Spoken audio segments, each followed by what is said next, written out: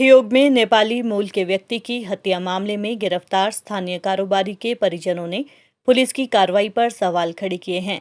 आरोपी की बेटियों निशा और सरिता ने मीडिया से बातचीत में पुलिस की कार्रवाई पर सवाल उठाते हुए कई आरोप लगाए हैं।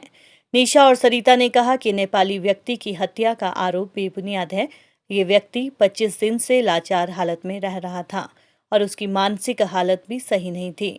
उनके पिता श्याम सिंह ने मानवता के नाते इस व्यक्ति को अपने पास शरण दी थी। उसे 2 वक्त का भोजन दिया जाता था। बीमार पड़ने पर उसे मेडिकल स्टोर से दवाई भी दिलाई गई।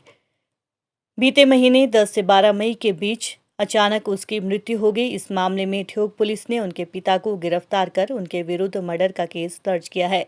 पुलिस किसी के दबाव में ये उनके पिता को निशाना बना रही है। उन्होंने कहा कि नेपाली मूल के व्यक्ति के परिवार के बारे में कोई जानकारी न होने के कारण उनके पिता ने रीति रिवाज के अनुसार अंतिम संस्कार कर दिया था। पुलिस ने अब 1 महीने बाद ये मामला खोला और उनके पिता को गिरफ्तार कर लिया। हत्या का मामला बनाकर उन्हें प्रताड़ित किया जा रहा है। आरोपी की बेटियों ने आरोप लगाया कि पुलिस किसी के दबाव में ये कार्रवाई कर रही है। उनके पिता बेकसूर हैं और वे इंसानियत के नाते इस व्यक्ति की मदद कर रहे थे। नेपाली मूल के व्यक्ति की मौत होने पर उनका दाह संस्कार किया गया। अगर उसे मारना ही होता तो वे उसका दाह संस्कार क्यों करते। बेटियों ने कहा कि वे इस मामले में इंसाफ के लिए शिमला के एसपी और डीजीपी से भी गुहार लगाएंगे। नाम है निशा चंदानी और मेरे फादर श्याम सिंह जो देवी मोड़ में जिनका अपना वॉशिंग सेंटर है। ठीक है, उनको अभी 14 तारीख को उनके वर्कर्स को उठा लिया था इन्होंने, पुलिस वालों ने, बिना किसी नोटिस के जबरन, और फिर उनको बुलाया फादर को भी। ठीक है जी। फिर जब उनसे पूछा गया कि आपने क्यों उठाया, तो कहते कि आपके फादर पे मतलब हम अरेस्ट कर रहे हैं इनको, इन पे मर्डर केस चलेगा।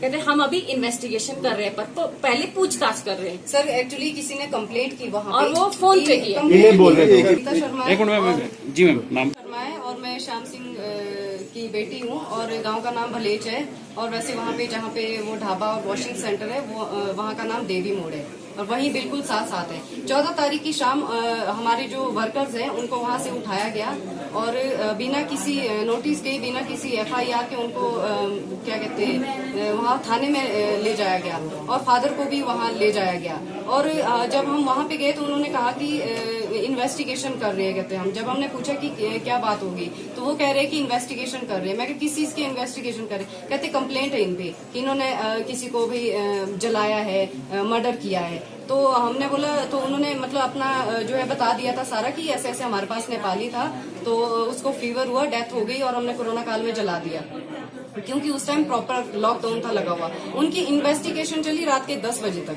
ठीक है, क्योंकि उस दिन मैं खुद वहाँ थी और मैं मतलब अभी तक उनके साथ ही हूँ। रात को 10 बजे हम वहाँ से आए, लेकिन उन्होंने कहा कि आपको सुबह आना है। हमें लगा ठीक है कोई बात नहीं, हम लोग आ जाएंगे, जब कुछ किया ही नहीं है तो आप लोग करो इन्वेस्टिगेशन। हमने उनके इन्वेस्टिगेशन में कोई दखल अंदाजी नहीं की और उस दिन भी रात के 10 बजे तक उनको वहाँ रखा गया, इन्वेस्टिगेशन किया गया और उनके साथ मार पिटाई भी की गई विदाउट FIR। हम इतने बेवकूफ थोड़ी कि हमें कुछ पता ही नहीं, लेकिन फिर भी सोच रहे थे कोई बात नहीं, करने दो, है ना। लेकिन फिर तीसरे दिन मार कुटाई भी की, लेकिन फिर तीसरे दिन भी जो ये 16 तारीख थी, कल 16 तारीख को भी इन्होंने मतलब पूरा दिन वहां पे रखा, जबकि इन्होंने 15 तारीख की शाम को बोला कि कल आपको थोड़ी देर आना है और गांव वालों के कुछ बयान होंगे कि भाई क्या जहां ये लाश जलाई गई है क्या पहले भी वहां पे मतलब इनकी लाशें क्या वहीं पे जलाई जाती है जो नेपाली आते हैं।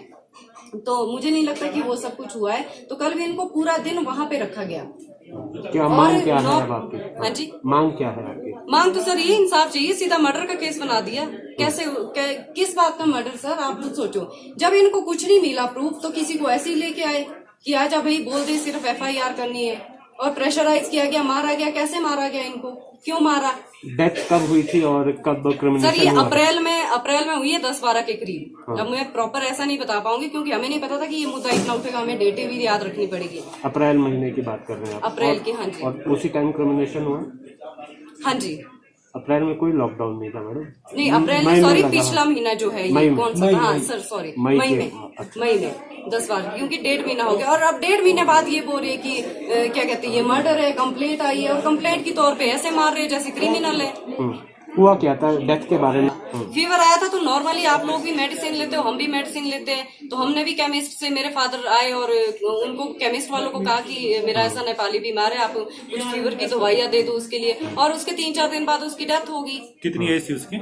सर एज का नहीं पता, 20-25 दिन तो उसको आए हुए थे, कुछ ज्यादा पूछे उसको तो थोड़ा सा वो आपने मेंटली। किसी को इन्फॉर्म किया था जब उसकी डेथ हुई पुलिस थाने में या पंचायत? सर हमारी वही गलती है, क्योंकि हमें लगा प्रॉपर लॉकडाउन भी है और गांव में केसेस भी चल रहे थे, आने से कोई रहा, अगर किसी को हमें पता था फोन भी करेंगे तो कोई आएगा नहीं, तो नॉर्मल तरीके से। दोनों गोरखे आपके अरेस्ट है कि सर वो अरेस्ट है और उनको मारा भी जा रहा है। तीनों ना, फादर भी और आपके दोनों जी। रात को कल 12 से 1 बजे के बीच में हुआ, वो भी सिर्फ मेरे फादर का, 2 नेपालियों को मारा है ना, क्योंकि उनको मारा गया। अगर वो मेडिकल करते तो उनका निकल जाता उसमें मेडिकल में सारा। मेरे फादर को ले गए, उनको नहीं मारा, सिर्फ उनका मेडिकल शो किया, और रात को 12-1 बजे। आपको लगता है प्रेशर में काम कर रही है जी पुलिस, सर, जबरदस्ती फंसाया जा रहा है? धारा 302 का केस बनता ही नहीं है। आप लोग सोचो, इंसानियत भी तो कोई चीज है। अगर मर्डर किया होता तो उसकी अस्थियां ले जाते क्या, उसके लिए दवाइयां लेके जाते क्या, और मोटिव भी क्या था सर उसको मारने का? ठीक।